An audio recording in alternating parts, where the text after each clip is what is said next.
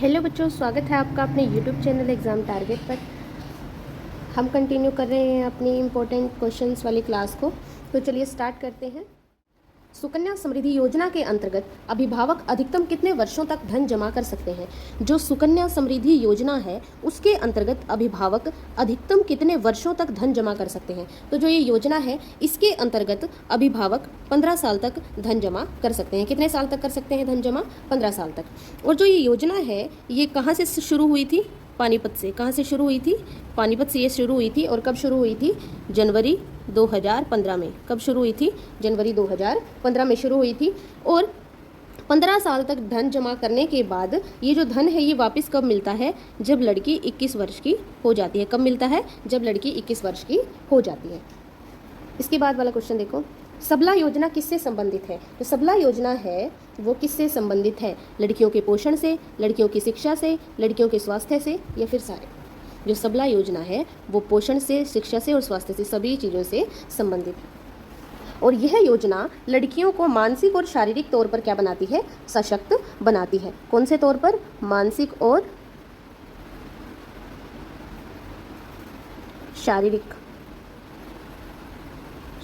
तौर पर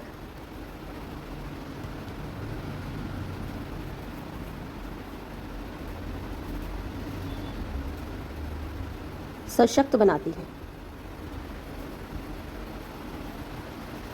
ठीक है। और ये हरियाणा में कब शुरू हुई थी?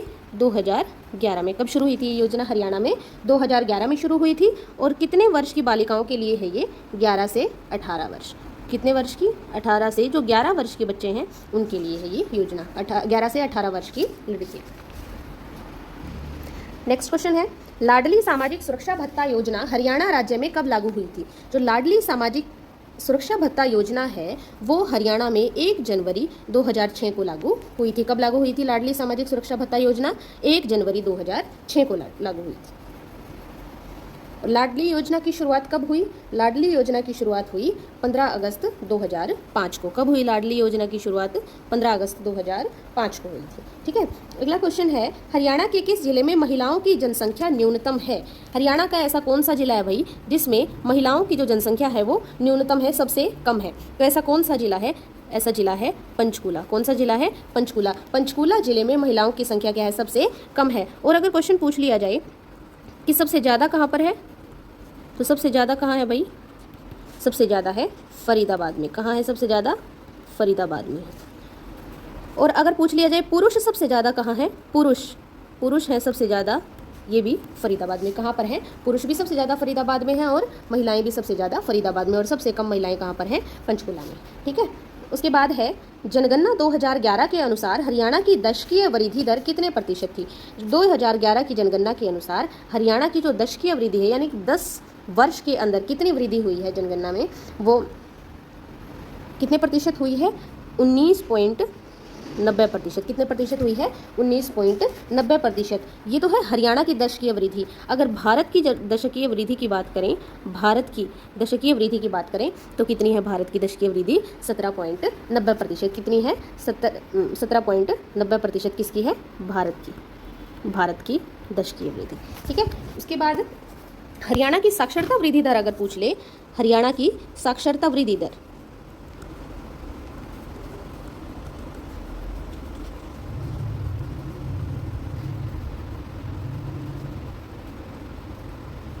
तो हरियाणा की साक्षरता वृद्धि दर कितनी है? 8.70%। उसके बाद 2011 की जनगणना के अनुसार दशकीय वृद्धि में हरियाणा का देश में कौन सा स्थान है? 2011 की जनगणना के अनुसार दशकीय वृद्धि में हरियाणा का देश में कौन सा स्थान है भाई? कौन सा स्थान है? 16वां। कौन सा स्थान है? 16वां। और अगर साक्षरता वृद्धि में पूछे तो कौन सा है? 15वां। साक्षरता वृद्धि में 15वां है और दशकीय वृद्धि में 16वां है। और जनसंख्या घनत्व में अगर पूछे, जनसंख्या घनत्व में कौन सा स्थान है हरियाणा का? वो है 11वां स्थान। और क्षेत्रफल की दृष्टि में अगर पूछ लिया जाए, क्षेत्रफल की दृष्टि में अगर पूछ लिया जाए तो कौन सा स्थान है हरियाणा का? 21वां स्थान है। दशकीय वृद्धि में बात करें तो 16वां है, और साक्षरता वृद्धि में 15वां, और जनसंख्या घनत्व 11वां, और क्षेत्रफल की दृष्टि में अगर बात करें तो हम 21वां स्थान है हरियाणा का। तो इनमें से कोई भी क्वेश्चन आपका बन सकता है, बहुत इंपॉर्टेंट क्वेश्चन हैं ये, सारे क्वेश्चंस को आपको अच्छे से करते चलना, ठीक है। 2011 की जनगणना के अनुसार हरियाणा का अधिकतम दशकीय वृद्धि करने वाला जिला कौन सा है? जनगणना 2011 के अनुसार सबसे ज़्यादा दशकीय वृद्धि कौन से जिले ने की है? तो सबसे ज़्यादा किसने की है भाई? गुरुग्राम ने करी है। किसने करी है? गुरुग्राम ने करी है। और अगर ये पूछ लिया जाए कि सबसे अधिक साक्षरता किसकी है? सबसे अधिक साक्षरता, तो सबसे अधिक साक्षरता भी किसकी है भाई? गुरुग्राम की है। किसकी है? गुरुग्राम की है। 2011 की जनगणना के अनुसार हरियाणा का न्यूनतम दशकीय वृद्धि दर वाला जिला कौन सा है? और न्यूनतम दशकीय वृद्धि किसकी हुई है? झज्जर की। और सब सर्वाधिक किसकी हुई है भाई? गुरुग्राम की। सर्वाधिक हुई है गुरुग्राम की, और न्यूनतम हुई है झज्जर की। और अगर पूछ लिया जाए अधिक साक्षरता वाला जिला कौन सा है, तो गुरुग्राम है। हरियाणा में आयुष विभाग का गठन कब किया गया था? हरियाणा में आयुष विभाग का गठन कब हुआ था? गठन हुआ था 1977 में। कब हुआ था आयुष विभाग का गठन? 1977 में। राज्य सरकार बाबा खेतनाथ के नाम से किस जिले में आयुर्वेदिक चिकित्सा संस्थान का निर्माण कर रही है?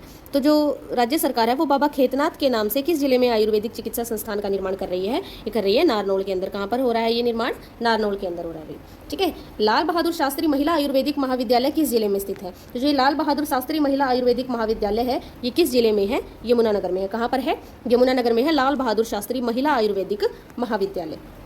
हरियाणा में होम्योपैथिक चिकित्सा संस्थानों की संख्या कितनी है? हरियाणा में होम्योपैथिक चिकित्सा संस्थानों की संख्या कितनी है? 23। और इसको कैसे याद कर सकते हैं हम? ये जो होम्योपैथिक की दवाई होती है वो 1 रुपये की नहीं आती। क्या कैसे कर सकते हैं कि जो होम्योपैथिक की दवाई है वो 1 रुपये की नहीं आती, बल्कि कितने की आती है? 2 से 3 रुपये की आती है। कितने की आती है? 2 से 3 रुपये की आती है। तो 2 से 3 से क्या बन जाएगा? 23। तो आपको ये आसानी से याद रह जाएगा, ठीक है। झज्जर जिले में सैनिक स्कूल की स्वीकृति केंद्र सरकार ने कब दी? झज्जर जिले में सैनिक स्कूल की जो स्वीकृति है वो कब दी थी? 2018 में। कब दी थी भाई? 2018 में दी थी। हरियाणा राज्य का पहला विश्वविद्यालय किस जिले में है? हरियाणा राज्य का जो पहला विश्वविद्यालय है वो कौन सा था? कुरुक्षेत्र। यानी कि कौन सा है वो? कुरुक्षेत्र है। और कौन से विभाग से इसकी शुरुआत हुई थी बच्चों? अगर ये पूछ लिया जाए कि कौन से विभाग से इसकी शुरुआत हुई थी, तो संस्कृत विभाग से इसकी शुरुआत हुई थी। किस विभाग से शुरुआत हुई थी? संस्कृत विभाग से शुरुआत हुई थी। और कुरुक्षेत्र विश्वविद्यालय की जो स्थापना है वो किसने की थी? डॉक्टर राजेंद्र प्रसाद ने। किसने की थी? डॉक्टर राजेंद्र प्रसाद ने की थी। डॉक्टर राजेंद्र प्रसाद ने की थी। और किस विभाग में ये शुरू किया गया था? संस्कृत विभाग में इसकी शुरुआत हुई थी। और कहाँ पर है ये? कुरुक्षेत्र के अंदर, ठीक है। राज्य के रेवाड़ी जिले में अहीर विश्वविद्यालय की स्थापना कब हुई? अगर ये पूछ लिया जाए, देखो इस क्वेश्चन के अंदर से ये क्वेश्चन बन सकता है कि अहीर विश्वविद्यालय कहाँ पर है? अहीर विश्वविद्यालय कहाँ पर है बच्चों? रेवाड़ी के अंदर है। और कब इसकी स्थापना की गई थी? इसकी स्थापना की गई थी 1988 में। कब की गई थी अहीर विश्वविद्यालय की स्थापना? वर्ष 1988 में की गई थी। और ये कहाँ पर है? रेवाड़ी जिले में है। राज्य में सरकारी सहायता प्राप्त 97 निजी तौर पर संचालित विद्यालयों में कितने लड़कियों के लिए संचालित हैं? देखो, सरकारी सहायता प्राप्त कितने संचालित विद्यालय हैं? पहली तो बात 97 निजी तौर पर संचालित विद्यालय हैं। कितने हैं? 97 हैं। और उनमें से लड़कियों के लिए कितने संचालित हैं? लड़कियों के लिए संचालित है भाई 35। कितने हैं? 35। और टोटल कितने हैं? 97। और उनमें से लड़कियों के लिए 35 हैं।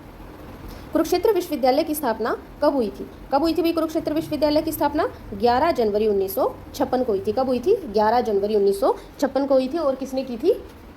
किसने की थी? डॉक्टर राजेंद्र प्रसाद ने की थी। और पहला ये विश्वविद्यालय है हरियाणा, ठीक है। ऊन उद्योग के लिए कौन सा नगर प्रसिद्ध है? ऊन उद्योग के लिए कौन सा नगर प्रसिद्ध है भाई? ऊन उद्योग के लिए प्रसिद्ध है अपना पानीपत। कौन सा? पानीपत जो जिला है वो ऊन उद्योग के लिए प्रसिद्ध है। और पानीपत को क्या कहा जाता है? Weaver city. क्या कहा जाता है? वीवर सिटी कहा जाता है। पानीपत को वीवर सिटी भी कहा जाता है।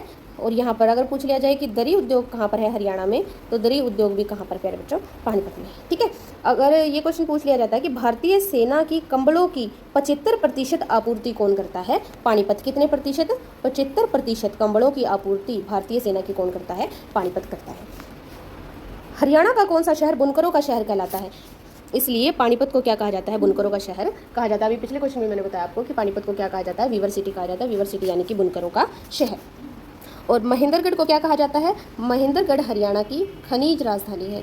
क्या है? महेंद्रगढ़ हरियाणा की खनिज राजधानी है। और करनाल, करनाल किसके लिए फेमस है? शूज़ के लिए, तो इसको करनाल को क्या कहा जाता है? शू सिटी भी कहा जाता है। और करनाल को क्या कहा जाता है? Paris of Haryana. क्या कहा जाता है?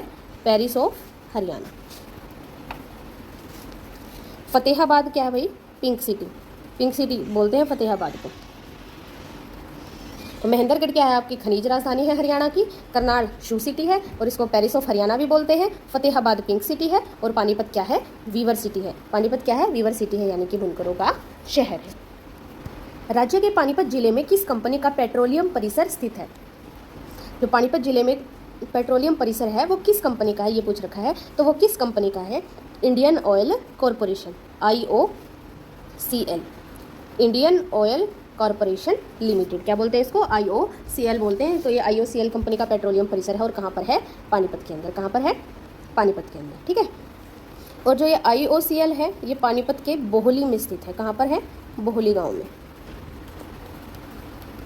बोहली गांव है पानीपत, वहाँ पर है ये। और यहीं पर क्या है, इसकी स्थापना कब हुई थी? 1998 में इसकी स्थापना हुई थी IOCL की। कहाँ पर? पानीपत में। और पानीपत में ही क्या है? ISRL है। क्या है? ISRL। ISRL मतलब इंडियन सिंथेटिक रबर लिमिटेड। इसकी स्थापना कब हुई थी? 2013 में इसकी स्थापना हुई थी। और इसका उद्घाटन किसने किया था? मनमोहन सिंह ने किया था। किसने किया था? मनमोहन सिंह ने।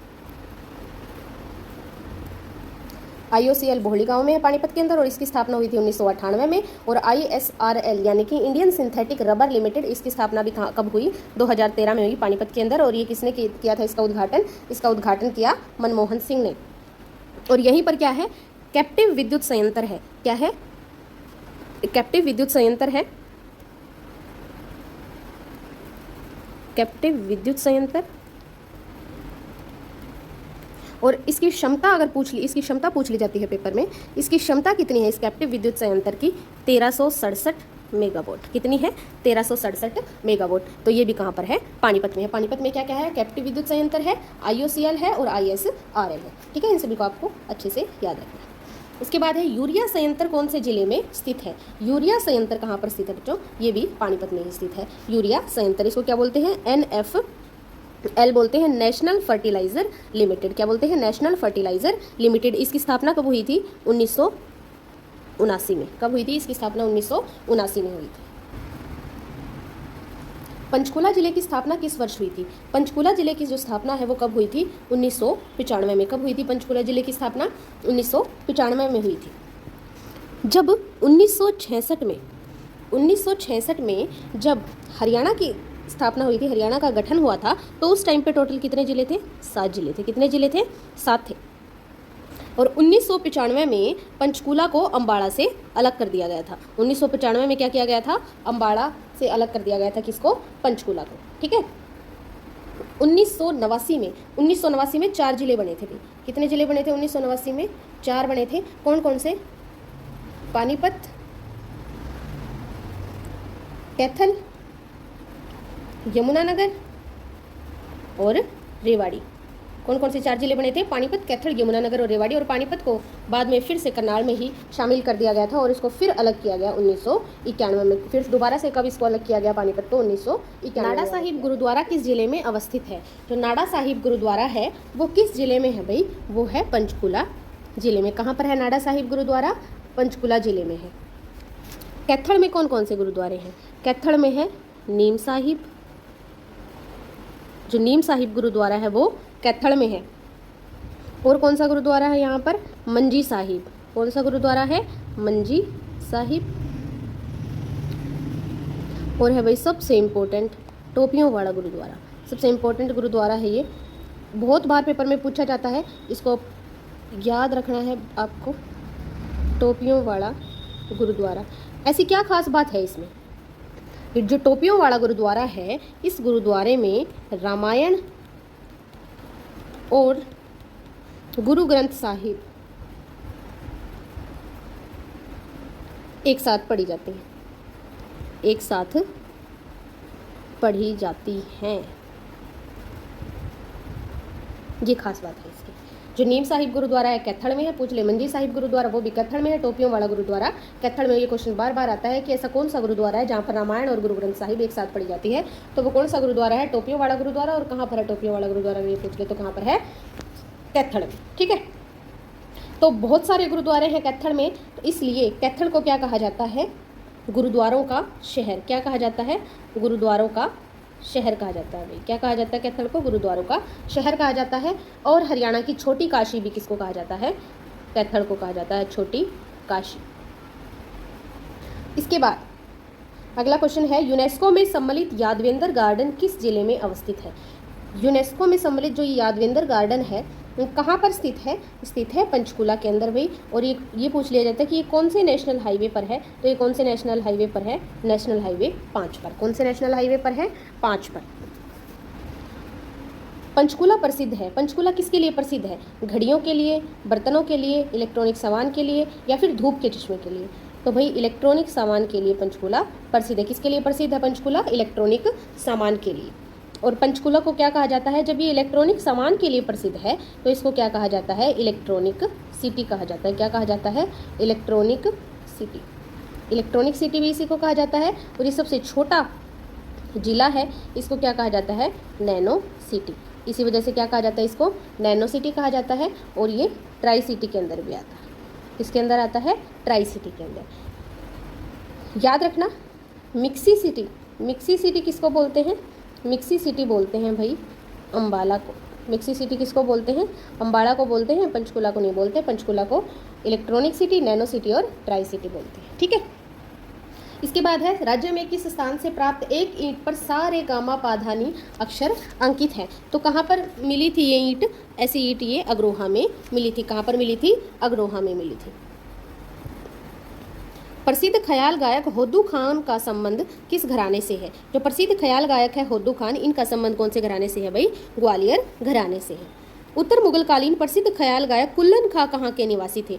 जो मुगलकालीन प्रसिद्ध ख्याल गायक है कुल्लन खान, ये कहाँ के निवासी थे, ये कुल्लन खान निवासी थे भाई, रेवाड़ी के निवासी थे। और जो ये कुल्लन खान है ये किसके शिष्य थे, होद्दू खान के शिष्य थे। किसके शिष्य थे, होद्दू खान के शिष्य थे। और होद्दू खान कौन से घराने से हैं, ग्वालियर घराने से। ठीक है,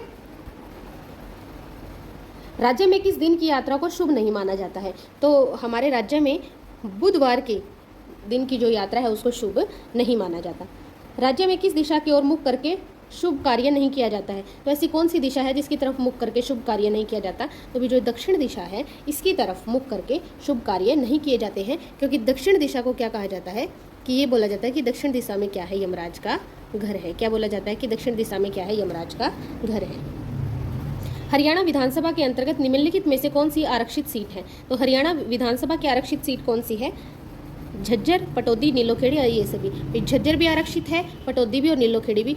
ये विधानसभा की तीनों क्या है, हमारी आरक्षित सीटें हैं।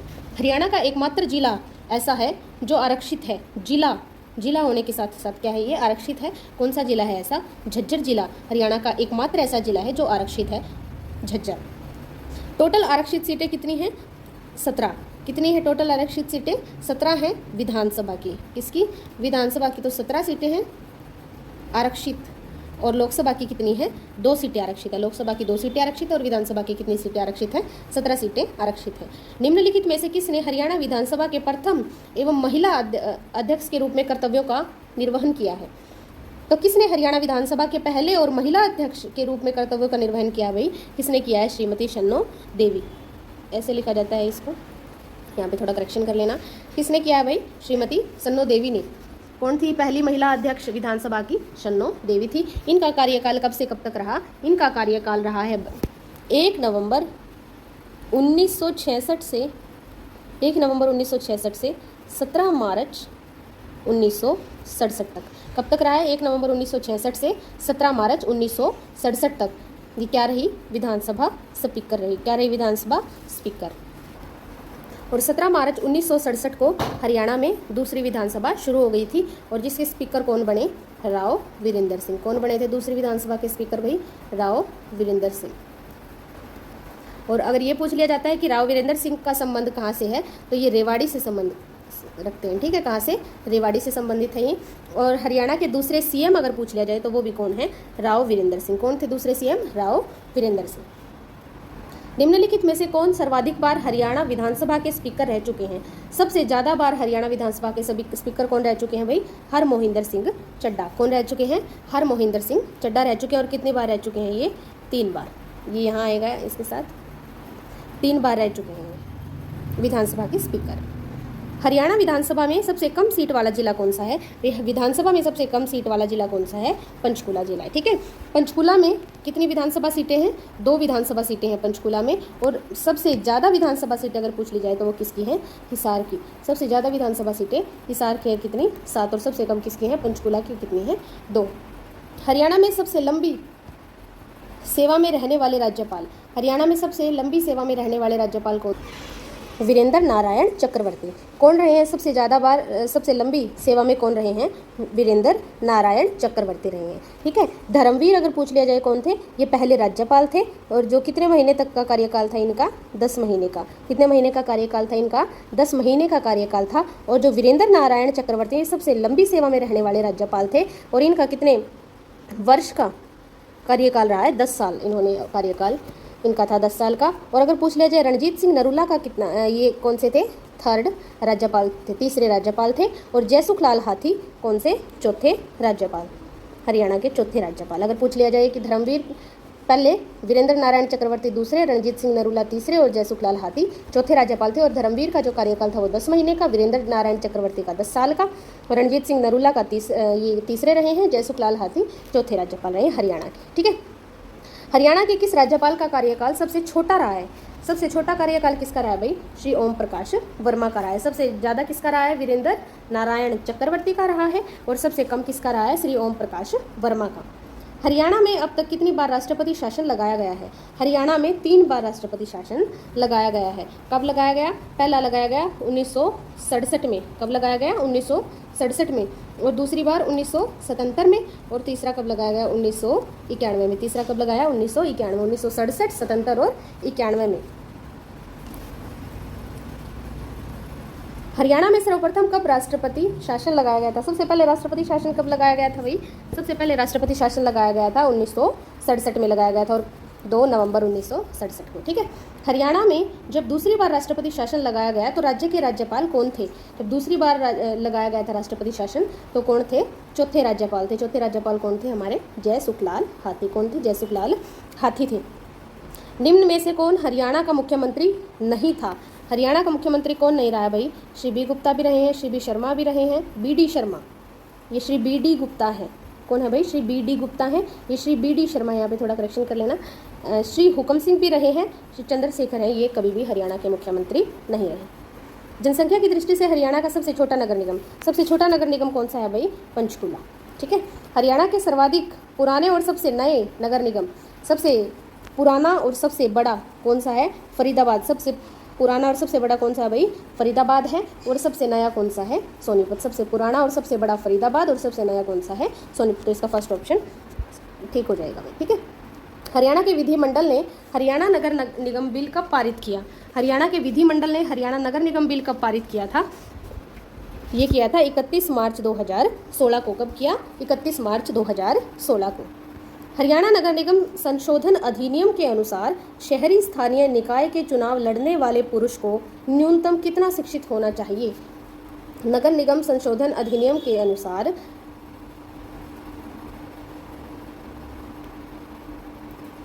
शहरी स्थानीय निकाय के चुनाव लड़ने वाले पुरुष को कितना शिक्षित होना चाहिए भाई? न्यूनतम 10वीं तक। हरियाणा पंचायती राज बिल कब पारित किया गया था? अगर पूछ लिया जाता है कि हरियाणा पंचायती राज बिल, हरियाणा पंचायती राज बिल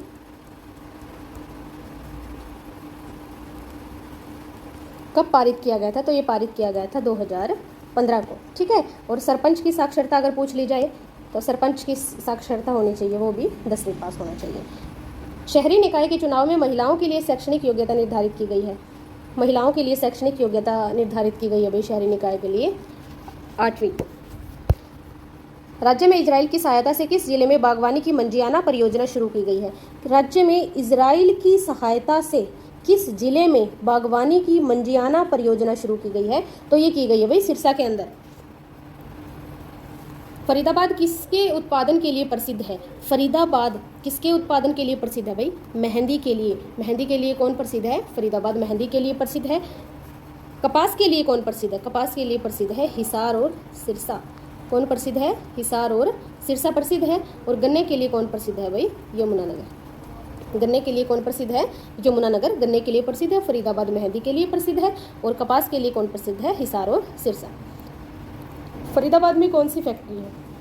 फरीदाबाद में रबर फैक्ट्री भी है, रेफ्रिजरेटर फैक्ट्री भी है और ट्रैक्टर भी है, यानी कि ये सभी। तो इसके लिए करेक्ट ऑप्शन क्या हो जाएगा? ये सभी। फरीदाबाद में ये तीनों फैक्ट्रियाँ हैं। राज्य में किस जिले में नाहर सिंह स्टेडियम है? राज्य में फरीदाबाद में नाहर सिंह स्टेडियम है। नाहर सिंह जो थे, नाहर सिंह 1857 की क्रांति में 1857 की क्रांति में शहीद हो गए थे भाई। कब शहीद हो गए थे? 1857 की क्रांति में शहीद हो गए थे। और ये फरीदाबाद का नेतृत्व कर रहे थे। कहाँ का नेतृत्व कर रहे थे? ये फरीदाबाद का नेतृत्व इन्होंने किया।